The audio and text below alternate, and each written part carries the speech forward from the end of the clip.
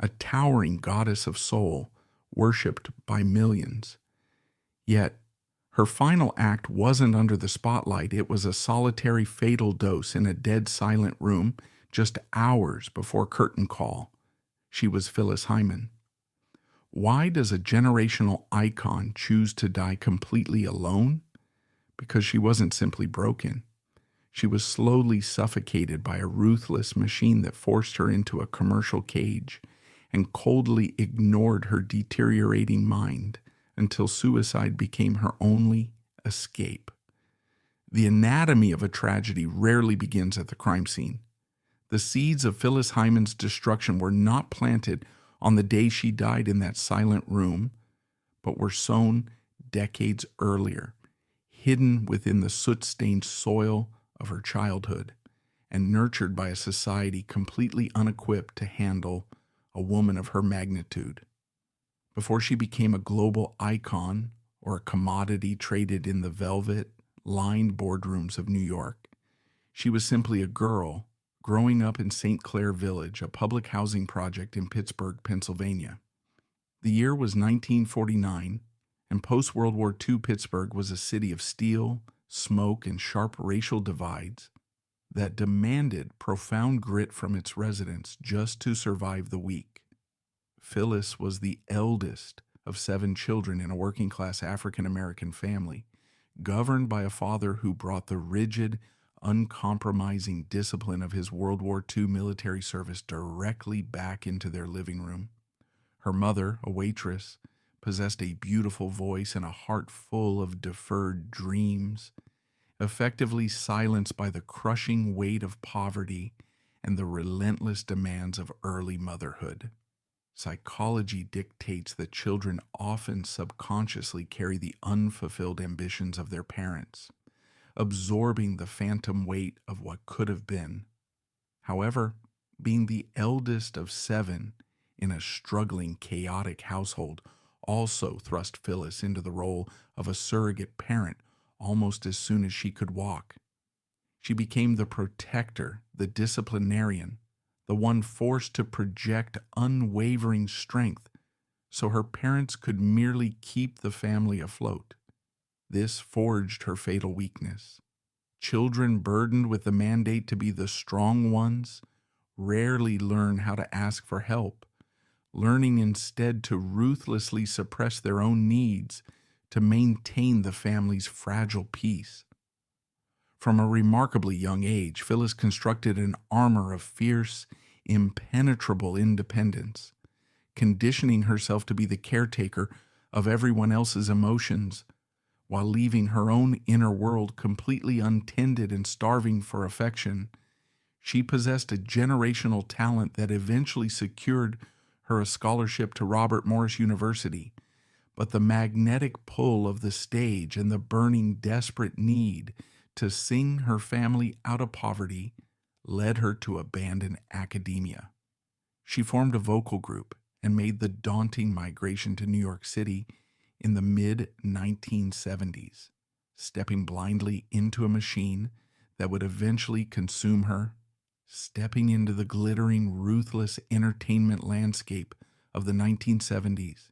She immediately collided with a very specific physical wall that would define her career and her trauma. Phyllis Hyman grew to be 6 feet 1 inch tall without heels. In the natural world, immense height is an evolutionary advantage that commands respect, projects authority, and signifies undeniable power. But the music industry of that era was not the natural world. It was a highly manufactured terrarium with rigid, unforgiving dimensions designed to sell a very specific fantasy. The cultural blueprint for a black female crossover star had been firmly established by the Motown machine over the previous decade, demanding an ideal heavily modeled after figures like Diana Ross. The industry wanted petite, slender, non-threatening women who could be easily styled into a delicate, glamorous package, digestible for mainstream, largely white, middle-class audiences. A female superstar was expected to be a fragile flower waiting to be adored and protected by the men around her. Phyllis, however, was an imposing oak tree. Her sheer physical presence was staggering, boasting the broad, regal shoulders of a runway model, high cheekbones carved like an ancient deity, and an undeniable, overwhelming aura that dominated any space she occupied. Yet, instead of marveling at this magnificent architecture, industry executives looked at her and saw a logistical nightmare. Historical accounts and archival interviews reveal that her height became an immediate, unspoken hurdle in every room she entered. Record producers literally did not know how to frame her on television without making the sets look small, while stage directors constantly struggled to position her next to male co-stars or backing vocalists without bruising their fragile egos. She was subjected to a constant, subtle, and ultimately devastating campaign to make herself smaller. She was pressured to wear flat shoes in a world of stilettos, told to slouch gracefully during high-fashion photo shoots, and instructed to lean heavily against pianos so the male television host standing beside her would not appear diminutive on camera. The industry whispered incessantly that she was too statuesque, a thinly veiled corporate code for too intimidating, too aggressive, and too much woman. They were trying desperately to fold an Amazonian queen into the suffocating, mass-produced box of a pop princess. The profound cognitive dissonance of being constantly told that the very body she was born with, a body that was objectively beautiful and powerful, was a problem to be solved, fostered a deep, agonizing sense of physical alienation. She carried the heavy burden of the giant's curse, a visible spectacle to everyone, but understood by absolutely no one. She compensated with fierce bravado, draping herself in elaborate flowing gowns, massive shoulder pads, and dramatic wide-brimmed hats to transform her otherness into a theatrical weapon. But the armor was unimaginably heavy, and the louder the applause grew for the towering, untouchable diva on stage, the further the vulnerable, lonely girl from Pittsburgh retreated into the shadows. The brutal reality of this physical and emotional exploitation played out vividly in 1981, marking a crucial and deeply misunderstood chapter in her story that accelerated her decline. Yet before the shadows fully consumed her, there was a season of undeniable, radiant triumph. Her transition to the Broadway stage in the 1981 musical Sophisticated Ladies, a high-stakes tribute to Duke Ellington, seemed like a definitive triumph. On the surface, the Tony Award nomination and the critical acclaim cemented her status as a crossover force. However, behind the velvet curtains, this grueling schedule was the very meat grinder that began to strip away her remaining physical and mental reserves. On paper, and to the general public, it was the absolute pinnacle of crossover success, cementing her status as a multi-talented force. But Broadway operates as a relentless, unforgiving meat grinder that cares nothing for the humans powering it. The schedule demanded 8 grueling shows a week, requiring her to squeeze her large frame into tight, heavy, sequined costumes night after night, belting out demanding show tunes while perpetually playing the role of the glamorous, smiling jazz siren. The grueling repetition, combined with the extreme physical exertion of live theater, began to violently break her down both physically and mentally. Backstage observers and fellow cast members noted that the vibrant, energetic star was functioning purely on fumes, pushing her vocal cords and her sanity to the absolute brink. She was no longer an artist creating music from her soul. She had been transformed into a highly paid, exhausted prop in a multi-million-dollar theatrical machine. The Broadway run definitively proved her supreme talent to the world, but the collateral damage was irreversible. It cemented her own dark internal realization that the entertainment industry only valued her for the sweat she could leave on the stage and the tickets she could sell at the box office, setting the psychological stage for a profound emotional collapse. This professional commodification bled directly into the most tragic paradox of her existence, the crushing, echoing void of her personal life. Fame is a blinding, brilliant light, but it is entirely devoid of warmth. And as her star rose to international heights, Phyllis found herself trapped in a cruel irony. The exact same commanding presence and undeniable power that captivated thousands of adoring fans in a concert hall actively repelled the genuine intimacy she so desperately craved in private. The reality of the era was that many men were simply terrified of her. They were profoundly emasculated by her imposing height, intimidated by her booming, confident voice, and severely threatened by her independent earning power and unapologetic ambition. Because she did not need a man to financially rescue or validate her, the men who orbited her were left unsure of what role they were supposed to play. Those who did approach her rarely viewed her as a human being with flaws and needs. Instead, they saw a trophy to be displayed for status, or worse, a lucrative walking asset to exploit for their own financial gain. She was a woman overflowing with a fierce capacity to love, searching desperately for a safe harbor where she could finally take off her heavy, glamorous armor and just be vulnerable, small, and protected. She fervently believed she had found that sanctuary in Larry Alexander, a music industry insider who became her manager and eventually her husband in the late 1970s. On paper, the partnership made logical sense, as he understood the grueling, abnormal demands of the music business and seemed totally undaunted by the blinding glare of her star power. But the intersection of romance and commerce is almost always a toxic, fatal collision. The marriage quickly became hopelessly entangled in the machinery of her career, blurring the essential boundaries between husband and manager, wife and client, into a chaotic, resentment-filled mess. When the person negotiating your contracts, booking your relentless tour dates, and taking a hefty percentage of your earnings is the exact same person sitting across the dinner table from you.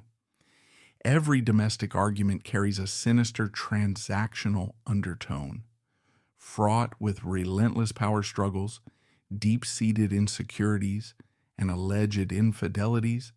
The marriage inevitably collapsed into a highly public and bitter divorce. This failure did not just break her heart, it completely fractured her fundamental trust in humanity. It confirmed her darkest, most deeply held fear, that she was ultimately only valuable for what she could produce, realizing too late that she had not found a true life partner, but rather hired a deeply flawed employee who took half her heart and a massive chunk of her assets as severance pay. Left utterly alone to navigate the ruins of her personal life, the daily reality of being a touring artist of her caliber morphed into a psychological prison. The consuming public only witnesses the 2 hours of meticulously crafted magic under the hot stage lights, completely blind to the endless, deafening silence of the remaining 22 hours, spent in a monotonous procession of sterile hotel rooms that look exactly the same, whether in Chicago, London, or Tokyo. The extreme adrenaline crash that occurs after the roar of 10,000 people fades into the hum of a cheap air conditioner, leaves a hollowed-out shell of a human being. It was a specific torment Phyllis articulated with devastating clarity, confessing to close friends the sheer agony of standing, before screaming multitudes who wept at her voice, only to turn the key in a hotel room door night after night and find absolutely nothing but 4 empty walls and a minibar waiting for her. Fame had effectively isolated her on a mountaintop where the air was getting dangerously thin, but this external circumstantial isolation was merely the trigger for a much darker biological storm, quietly gathering catastrophic strength beneath the surface. Long before the medical community officially diagnosed her with severe bipolar disorder in the mid-1980s, the warning signs were flashing neon red, conveniently disguised by the entertainment industry as mere artistic temperament or diva behavior. Those firmly in her inner circle witnessed the violent, unpredictable shifts in her emotional weather, watching helplessly as she swung from soaring, euphoric, manic phases where she could record brilliantly in the studio for 48 hours straight without a drop of sleep, to crushing, suffocating lows that left her paralyzed in bed by an inexplicable, agonizing despair. The industry executives absolutely adored the manic, highly productive version of Phyllis that churned out vocal tracks and generated massive revenue. But they deliberately and coldly looked away when the pendulum swung back into darkness. Compounding this tragedy was the era itself.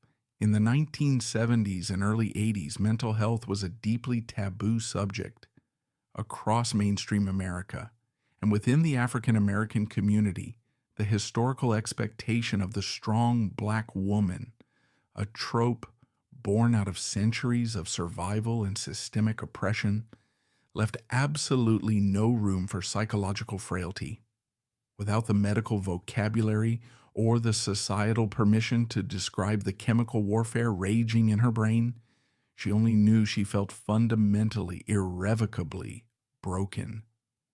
Carrying the childhood trauma of forced independence, the social alienation of a giant trapped in a world of miniatures, the physical exhaustion of the Broadway grinder, the bleeding wounds of a disastrous marriage, and the chaotic terror of an undiagnosed mood disorder. She was an emotional raw nerve desperately trying to navigate an industry that requires rhinoceros skin. And this is exactly where the narrative turns truly sinister. At the precise moment she was at her absolute most vulnerable, desperately searching for guidance, intervention, and a place to truly belong, she walked straight into the jaws of a corporate record machine that had absolutely no interest in healing her soul. She was a brilliant, bleeding jazz vocalist looking for a supportive canvas, but the music industry was about to hand her a commercial straitjacket. To understand what was lost, we must first look at what she originally possessed. Before the heavy corporate molding began in the intimate jazz clubs of New York during the late 1970s, Phyllis was a revelation. When allowed to sing pure, unadulterated soul, navigating complex melodies with just a piano and a microphone, her spirit truly Many music critics of the era marveled at her ability to wrap her rich contralto voice around a lyric. She was a master storyteller. She made every listener in the room feel seen and understood. This was the authentic Phyllis Hyman, a brilliant, deeply feeling artist, seemingly at peace with her gift. When a bleeding jazz vocalist looks for a canvas, the worst possible place she can walk into is an industrial factory. Yet as the 1970s bled into the neon-lit, heavily synthesized 1980s, the entire music business was undergoing a ruthless, calculated transformation. The golden era of raw, experimental, artist-driven soul music, where imperfections were celebrated as markers of human authenticity, was being systematically dismantled. In its place rose the era of the corporate blockbuster, where record labels operated less like artistic incubators and increasingly like Wall Street hedge funds. The product was no longer the emotion. The product was the vinyl record, the cassette tape, the measurable unit of commerce. And to maximize the movement of those units on a global scale, the industry required strict conformity. They needed a predictable formula. They needed a mold. When Phyllis Hyman signed her recording contract with Arista Records, she fundamentally believed she was securing a larger platform for her magnificent voice. The devastating reality, which would unfold with agonizing slowness over the next decade, was that she had just legally surrendered her artistic identity to a machine explicitly designed to erase it. To understand the exact mechanism of her artistic suffocation, we must introduce the primary architect of this specific machinery, and we must examine the corporate culture of Arista Records under its legendary founder, Clive Davis. In the official annals of music history, Davis is revered as a titan, a brilliant executive with famously golden ears who discovered and catapulted some of the greatest vocal talents of the 20th century into the stratosphere. However, in prosecuting this case, the issue at hand is not his ear for talent, but rather his overarching method of absolute control. Davis did not build a roster of artists to collaborate with them. He built a roster to mold them into his specific vision of commercial viability. His governing philosophy during this era was the relentless pursuit of the crossover. In the sanitized boardroom terminology of the 1980s, achieving crossover appeal simply meant taking a black artist with deep, authentic roots in gospel, soul, or jazz, and systematically stripping away the grit, the cultural specificity, and the profound racial history embedded in their sound.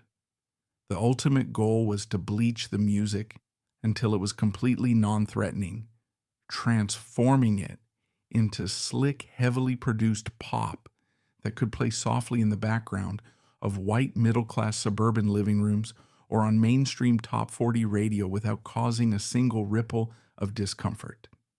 Phyllis Hyman was fundamentally biologically incompatible with this philosophy.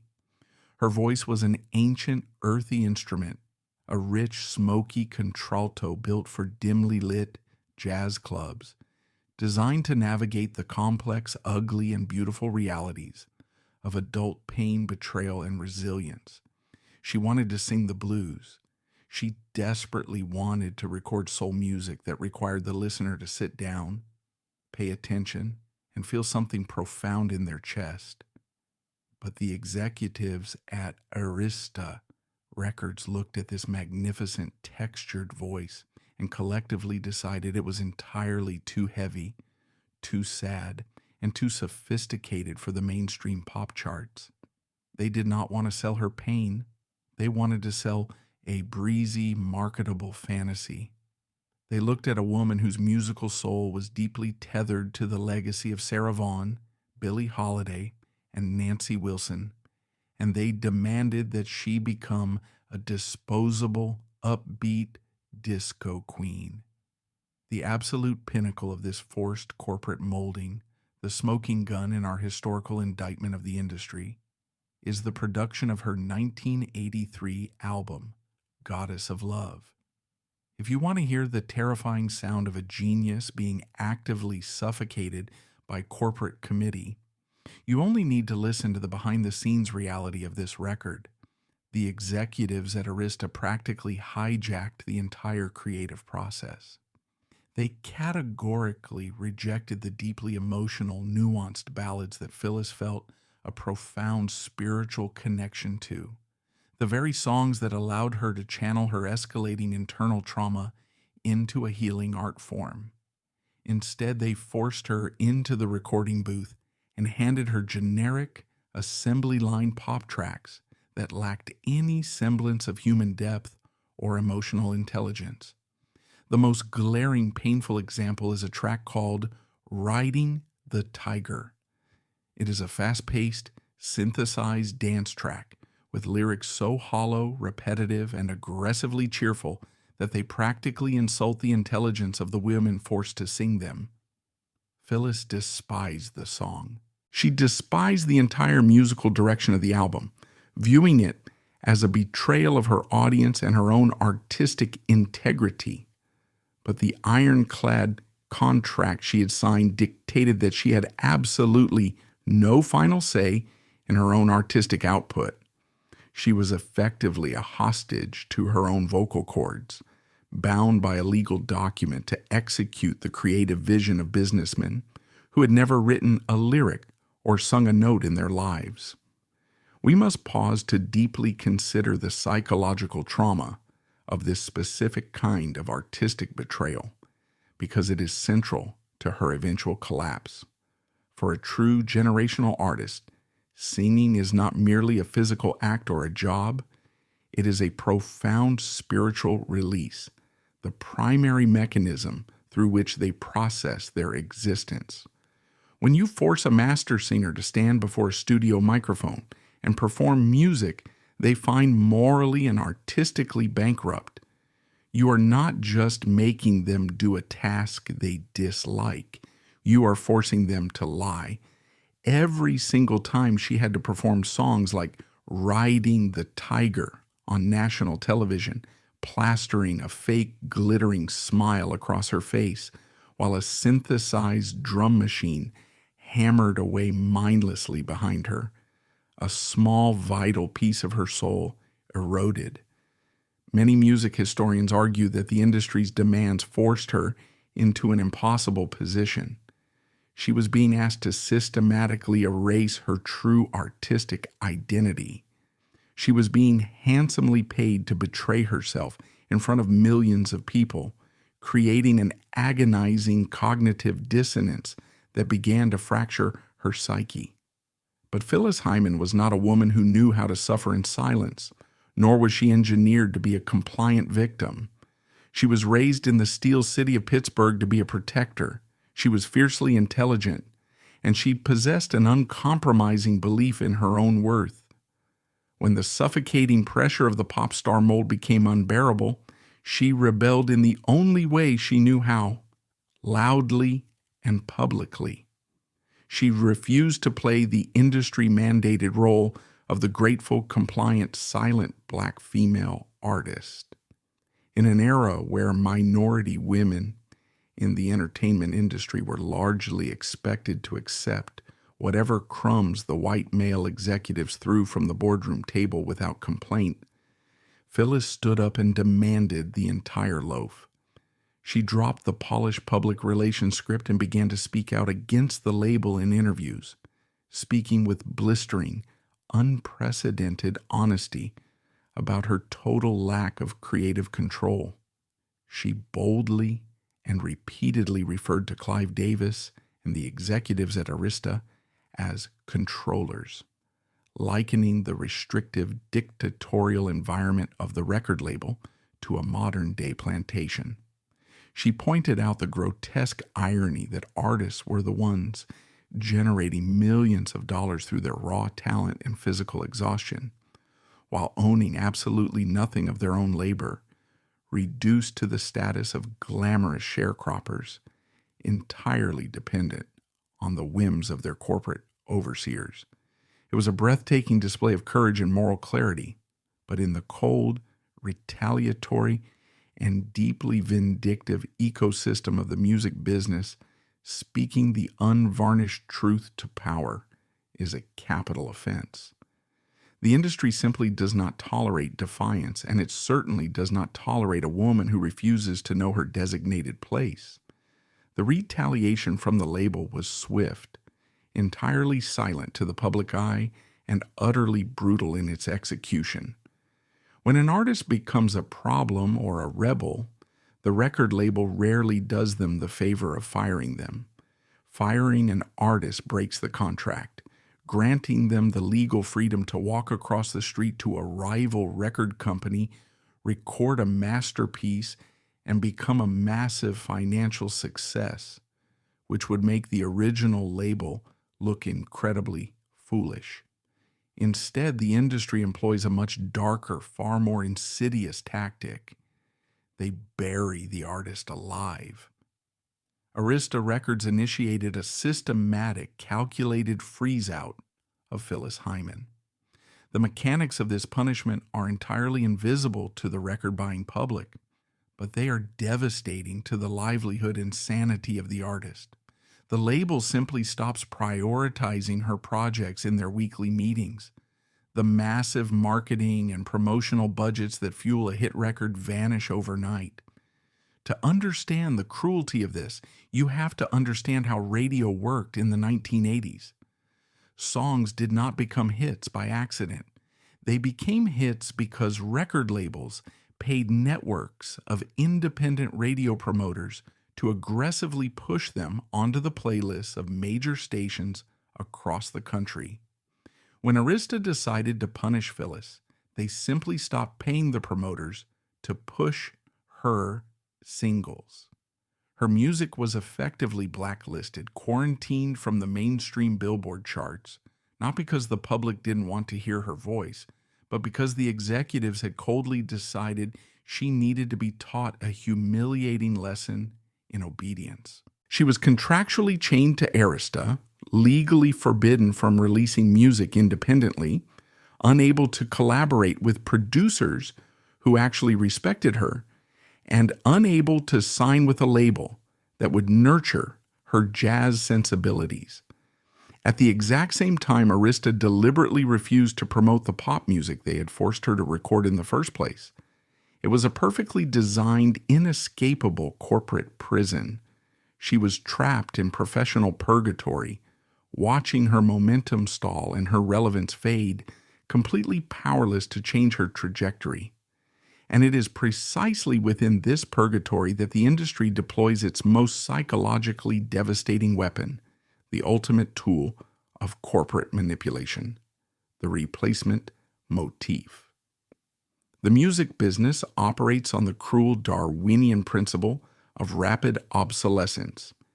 If the current machine part is malfunctioning, complaining, or demanding too much maintenance, the factory owner simply discards it and installs a newer, shinier, more efficient model. By the mid-1980s, as Phyllis was actively fighting for her artistic life and being relentlessly punished with obscurity, the executives at Arista had already found their brand new muse. Clive Davis discovered a young, breathtakingly beautiful woman with a once-in-a-generation vocal instrument and an impeccable musical pedigree. Her name was Whitney Houston.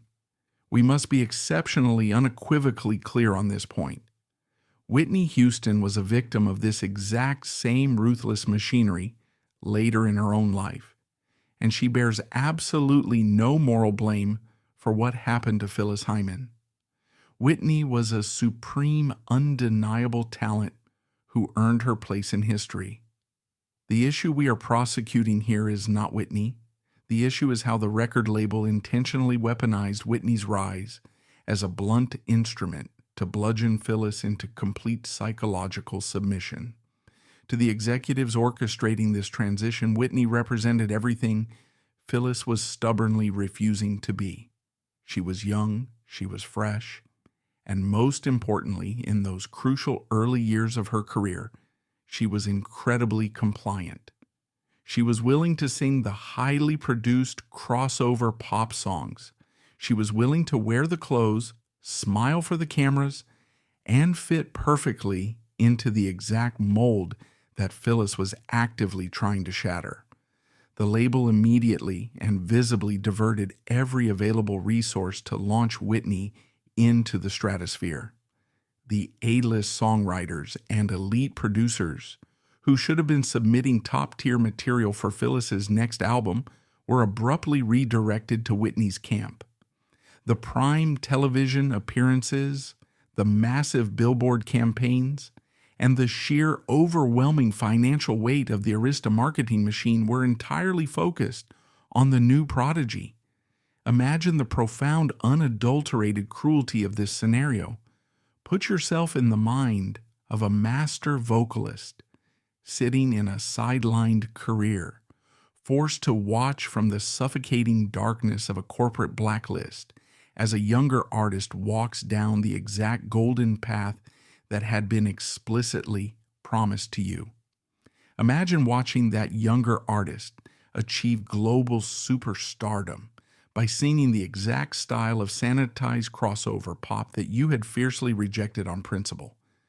The industry was sending a clear, terrifying, and unmistakable message to Phyllis and anyone else watching. You are entirely replaceable. Your voice, no matter how magnificent, is not special enough to save you if you do not obey our commands. The emotional violence of being deliberately shelved and openly replaced is a specific kind of psychological torture. It breeds a toxic, insidious resentment that eats away at an artist's core self-worth. Phyllis was forced to watch as the music industry enthusiastically and publicly rewarded the exact kind of artistic compromise that she found morally repulsive. The trap was now fully sprung, and the walls were closing in from every direction. She was creatively bankrupt, legally forced to sing music she hated. She was professionally paralyzed, blacklisted by her own label for daring to demand basic respect. She was financially squeezed, as frozen album promotions led directly to dwindling royalty checks, forcing her to play smaller and smaller touring venues just to survive. And she was publicly humiliated, completely overshadowed by a new, blindingly bright star manufactured in the very boardroom where her own career had been deliberately stalled. This is the true, unvarnished face of the molding machine. It does not just sell records. It breaks human beings down to their raw component parts. It demands the absolute, unconditional surrender of the soul. And if the artist refuses to bend the knee, it simply, quietly starves them out in the dark. The executives controlling her fate did not care that they were suffocating a generational talent, nor did they care about the human toll of their tactics. They were solely focused on the quarterly earnings report, completely blind to the fact that their corporate cruelty was about to violently collide with a biological time bomb ticking inside Phyllis Hyman's mind. The relentless external pressure was about to turn inward, mutating into a poison that would finally shatter the giant, setting the stage for a mental health crisis of unimaginable and ultimately fatal proportions. When the external avenues of escape are violently boarded up by a corporate machine, the pressure does not simply vanish into the atmosphere. It cannot be negotiated with, and it cannot be ignored. When an artist is professionally suffocated, legally bound to a contract that despises her authenticity, and forced to watch her own stolen future handed to a compliant replacement, that immense crushing pressure turns inward. It looks for a target. And in the absence of an external enemy she could defeat, the pressure began to violently attack the only thing Phyllis Hyman had left, her own physical and mental sanctuary. The corporate betrayal we have just examined was merely the prologue. What followed in the late 1980s and early 1990s was a harrowing descent. It was a highly public, agonizingly slow decline. We are now entering the darkest chapter of this indictment. This is where the music industry evolved from a restrictive employer into a negligent bystander, coldly watching a magnificent human being dismantle herself piece by piece while they continued to collect the revenue from her pain. To comprehend the sheer scale of her self-destruction, we must first examine the battlefield of her own flesh. As the 1980s progressed, the music industry underwent a seismic visual shift. The advent of MTV and the music video era meant that an artist's vocal ability was suddenly secondary to their visual marketability. Music was no longer just meant to be heard, it was meant to be watched. For Phyllis, who already carried the profound lifelong trauma of being deemed too large and too imposing by the conservative standards of the era, this visual revolution was an absolute nightmare. The industry's relentless, unforgiving gaze turned microscopic. The whispers in the boardrooms about her marketability morphed into explicit, aggressive demands about her waistline.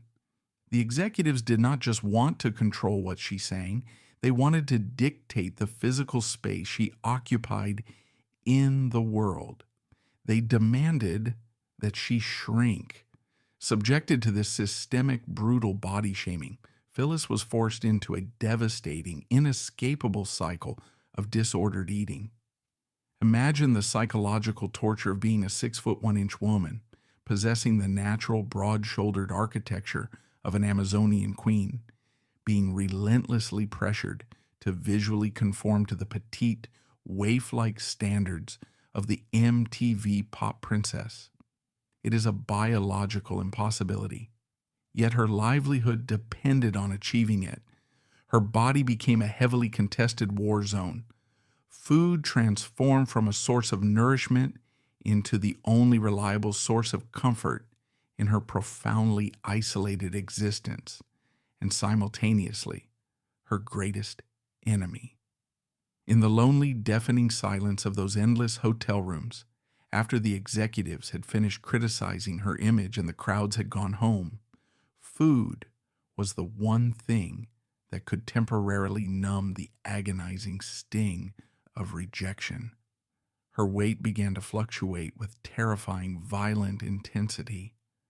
There were periods of extreme, punishing starvation, fueled by the desperate need to fit into the sequined gowns demanded by her management. These periods were inevitably followed by crushing emotional collapses, where her weight would balloon dramatically, at times reaching nearly 300 pounds. But the tragedy is not simply that she gained or lost weight. The true crime lies in how the industry weaponized her physical struggles against her. When she was thin, she was exhausted, starving, and miserable, but the label rewarded her with photo shoots and television appearances. When the trauma became too heavy and her weight increased, the industry punished her with terrifying swiftness. She was hidden away, her promotional tours canceled, her image deemed suddenly unfit for public consumption. They treated her body not as a human vessel, but as a fluctuating stock price. The sheer humiliation of having your physical form constantly evaluated, criticized, and penalized by a committee of wealthy men in suits is a specific kind of psychological violence that strips an artist of their basic human dignity. She was caught in a trap where she was publicly celebrated for her voice, but privately despised for the body that produced it. Yet the agonizing battle with her weight was only the visible symptom of a much more terrifying, invisible war raging beneath the surface. By the mid-1980s, the emotional volatility that had shadowed her entire life was finally given a clinical name. Phyllis Hyman was officially diagnosed with severe bipolar disorder. To understand the catastrophic impact of this illness on her life, we must strip away the clinical terminology and examine the terrifying reality of what bipolar disorder actually does to a touring musician. It is a violent, unpredictable chemical hijacking of the brain. It is an illness of devastating extremes, tearing the victim between periods of soaring, electrifying mania and plunging them into the suffocating abyss of profound paralytic depression. And the music industry, in its infinite cold-blooded pragmatism, knew exactly how to exploit the former while completely ignoring the latter. Mania is a seductive, brilliant liar. During her manic phases, Phyllis possessed a terrifying, boundless energy. Her mind operated at a blistering speed. She could stay awake for days, her creativity flowing like an open hydrant. She would record track after track in the studio, her voice practically vibrating with an otherworldly electric intensity. She would perform on stage with a ferocious, mesmerizing power that left audiences breathless. To the managers, the promoters, and the record executives, this version of Phyllis was a highly lucrative miracle. They did not see the frantic, dangerous edge of a chemical imbalance. They only saw a tireless machine generating massive revenue. They harvested her mania. They booked her schedule solid, capitalizing on her unnatural energy, completely indifferent to the biological toll it was taking on her brain. But in the cruel mathematics of bipolar disorder, every manic high demands an equal and opposite crash. Gravity always comes to collect its debt. When the mania finally burned itself out, the descent was not a gentle slope. It was a sheer, terrifying cliff. The vibrant, commanding goddess would abruptly vanish, replaced by a woman entirely consumed by a thick, suffocating darkness. During these severe depressive episodes, the simplest tasks became insurmountable mountains. The sheer act of getting out of bed, of standing in front of a mirror, of speaking to another human being required more energy than she possessed. The spiritual pain was so acute, so physically agonizing that it felt akin to breathing shattered glass. And how did the billion-dollar machinery surrounding her react when the cash cow suddenly collapsed? Did they recognize the severity of a clinical medical emergency? Did they halt the tour, absorb the financial losses, and immediately secure psychiatric intervention for the woman who had made them millions? Absolutely not.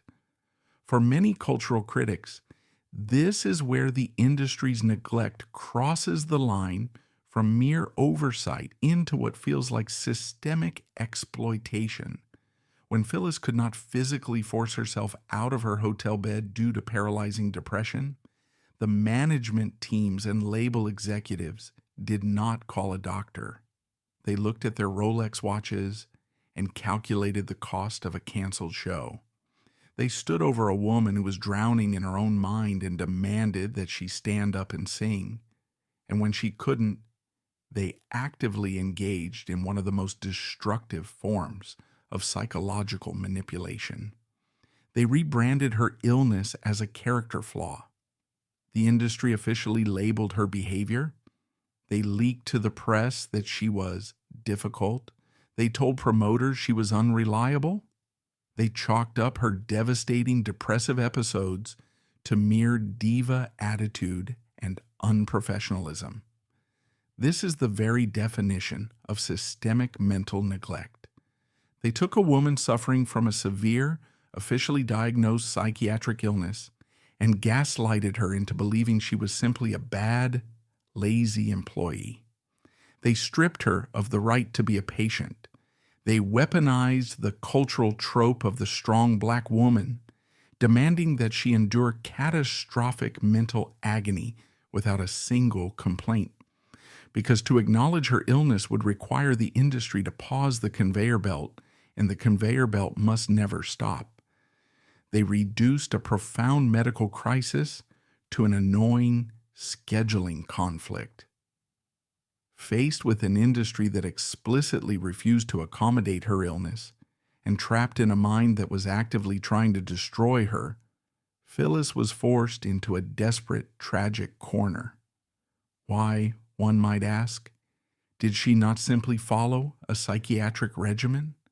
Why did she not take the prescribed medications that could have stabilized the violent swings of her brain chemistry? The answer reveals the ultimate heartbreaking paradox of the artist. In the 1980s, the primary pharmacological treatment for severe bipolar disorder was lithium. Lithium is a powerful blunt force mood stabilizer. While it can successfully prevent the terrifying highs and lows, it often does so by throwing a heavy, numbing blanket over the entire emotional spectrum.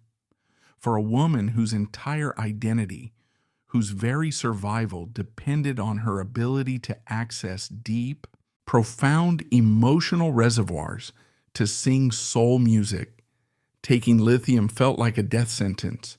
She was terrified that the medication would flatten her spirit, dull her instincts, and completely sever her connection to her art. She was trapped in an agonizing hostage negotiation with her own biology. To save her life, she believed she would have to willingly kill her artistic soul. She chose the art. She chose to feel the pain, because the pain was the only thing she knew how to sing.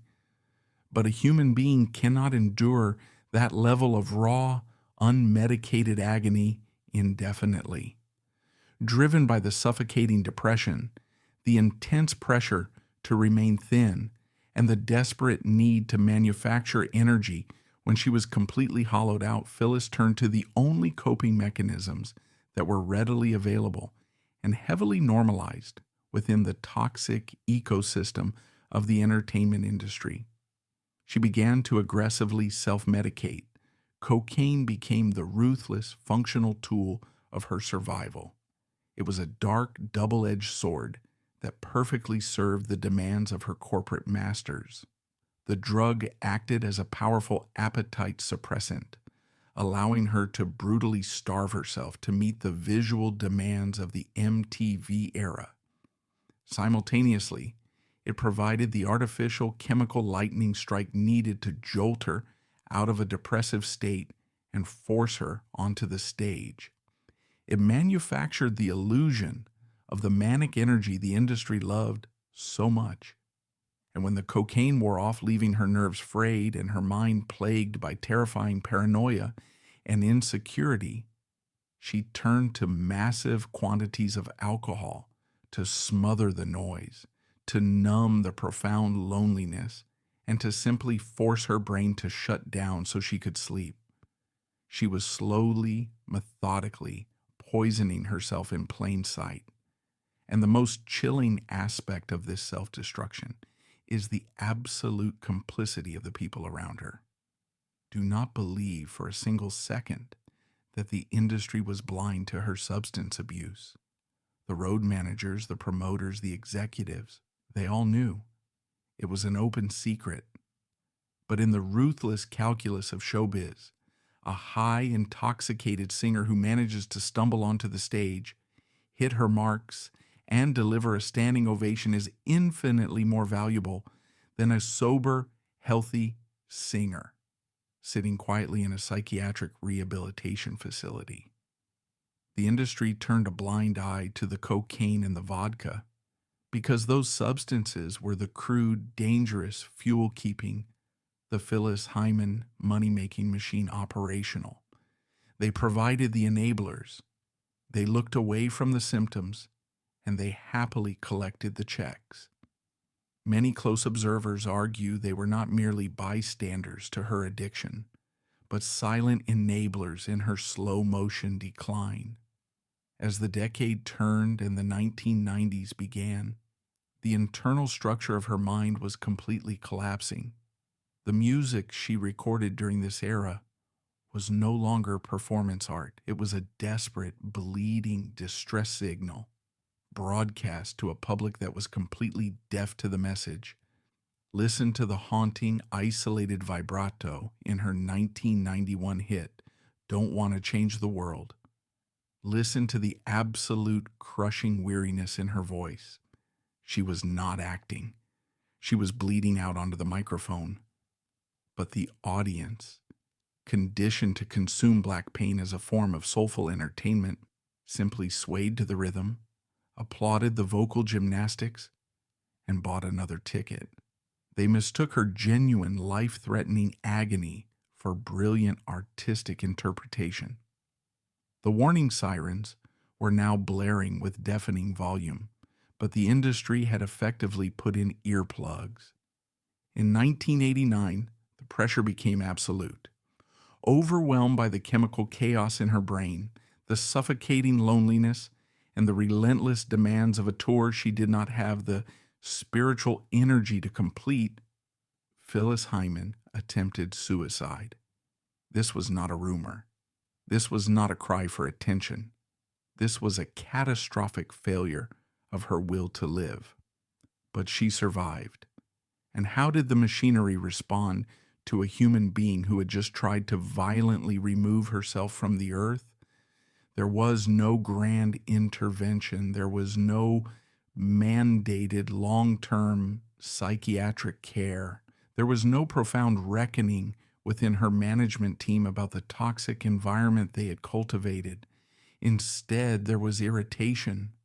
There was panic about breached contracts and unfulfilled concert dates. The overarching sentiment was not how do we save her life, but rather how quickly can we get her back on stage to recoup the lost revenue. She attempted suicide again in 1990. Another massive, terrifying red flag raised directly into the face of an industry that refused to look. Imagine the profound, soul-shattering despair of waking up in a hospital bed, having desperately tried to end your own unbearable suffering, only to open your eyes and see the exact same people standing over you, holding the exact same contracts, pointing to the exact same calendar of upcoming tour dates. Imagine realizing that your life is so utterly devoid of inherent human value to the people around you that even your own death is viewed as nothing more than an inconvenient disruption to their cash flow. When your cries for help are repeatedly, violently ignored, when your illness is mocked as a bad attitude, when your body is treated as public property, when your art is stolen and your pain is monetized, when you try to die and they simply hand you back the microphone, you learn a very dark, very final lesson. You realize that the machine will never, ever stop. It has no conscience, no empathy, and no brakes. It will continue to grind your bones into dust until there is absolutely nothing left to extract. The tragedy of her final years was not that she was fighting a losing battle. The tragedy was that she had already realized the battle was over and no one was coming to rescue her. The industry had built a perfect, inescapable cage of neglect, ensuring that when the end finally came, it would not be a sudden tragedy, but an inevitability. They had meticulously set the stage, adjusted the lighting, and completely abandoned the star, leaving her entirely alone in the dark to wait for the final curtain. There is a haunting psychological silence that takes over the exact moment a person realizes every door to salvation has been deliberately locked from the outside. The desperate struggle to survive simply evaporates, replaced by a terrifying, absolute resignation. The frantic fighting ceases. The public rebellion quiets down. In the final years of Phyllis Hyman's life, as the 1990s stripped away the last remnants of her physical and emotional reserves, her relationship with her own music fundamentally mutated.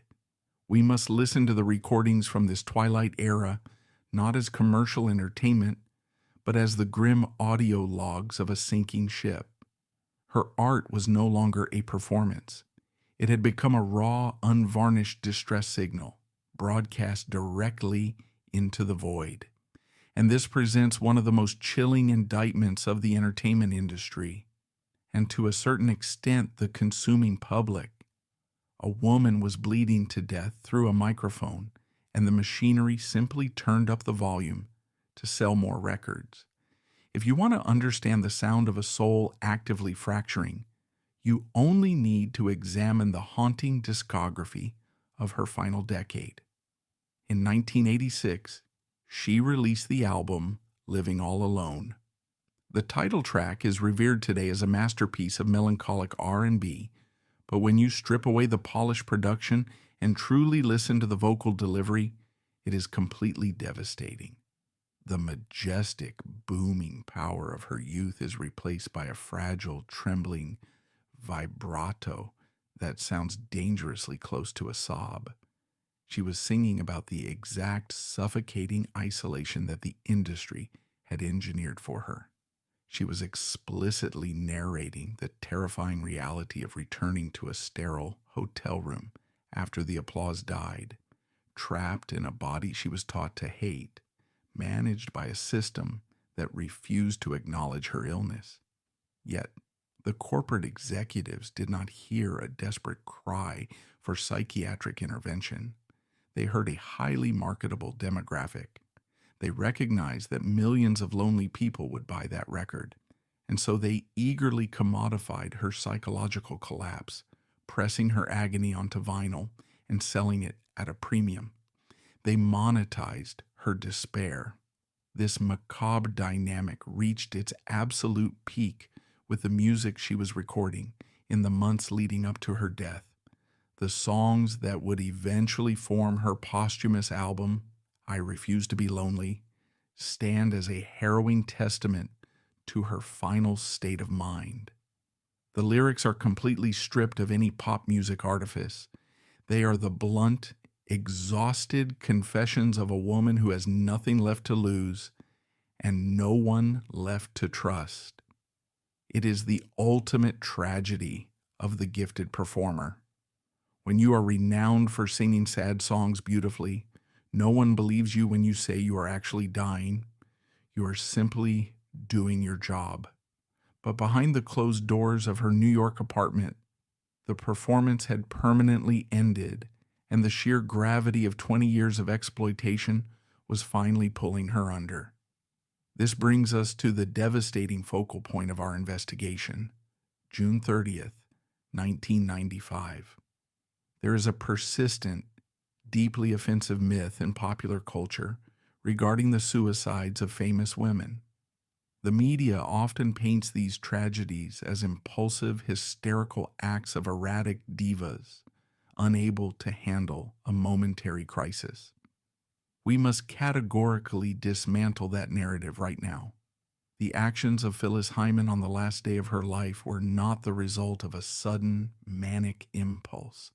They were the chillingly methodical, deliberate actions of a prisoner of war who has logically concluded that the siege will never end.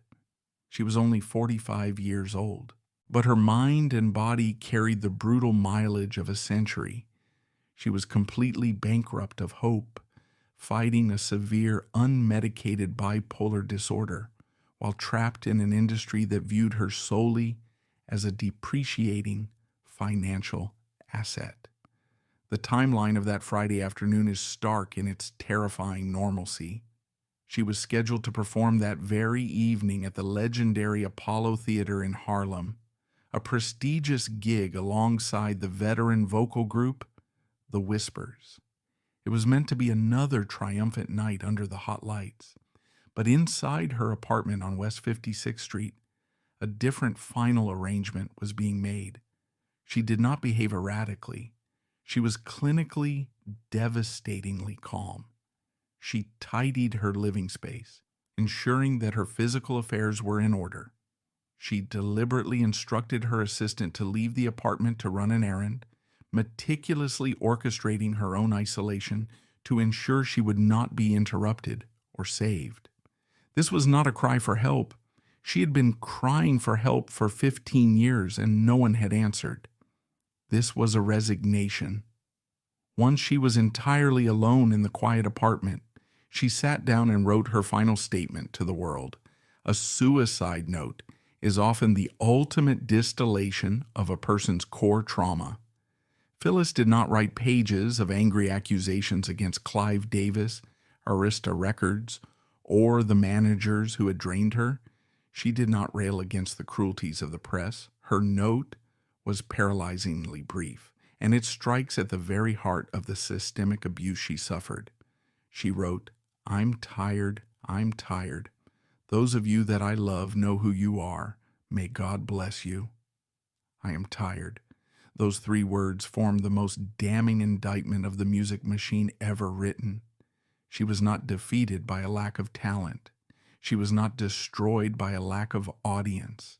She was simply fundamentally exhausted to her marrow by a corporate system that had spent 2 decades demanding she shrink her body, silence her jazz instincts, ignore her severe psychiatric illness, and sing generic pop songs to line the pockets of men who did not care if she lived or died. With the final administrative task complete, she ingested a massive lethal quantity of Tuinal, a powerful barbiturate sleeping pill, and chased it with vodka. She lay down in the quiet, empty room she had always dreaded returning to, closed her eyes, and finally forced the machinery to stop. But perhaps the most unsettling chapter of this story, a stark reflection of the industry's relentless commercial focus, did not occur in that quiet apartment. It occurred a few hours later, roughly 60 blocks north, at the Apollo Theater. Late that afternoon, her lifeless body was discovered. The silence of the apartment was shattered by the frantic arrival of emergency personnel, but it was far too late. The goddess of soul was gone. As the police secured the scene and the coroner was called, the news began to rapidly filter through the back channels of the New York entertainment circuit. The phone calls were made. The word reached the backstage corridors of the Apollo Theater, where production crews were setting up the stage, and the whispers were preparing for the evening's concert. In any normal functioning human ecosystem, the sudden violent death of a colleague and beloved friend would trigger an immediate cessation of all activity. Human decency dictates that the lights are dimmed, the doors are locked, and the community is allowed to grieve the catastrophic loss of a human life. But the music industry is not a human ecosystem. It is an industrial complex.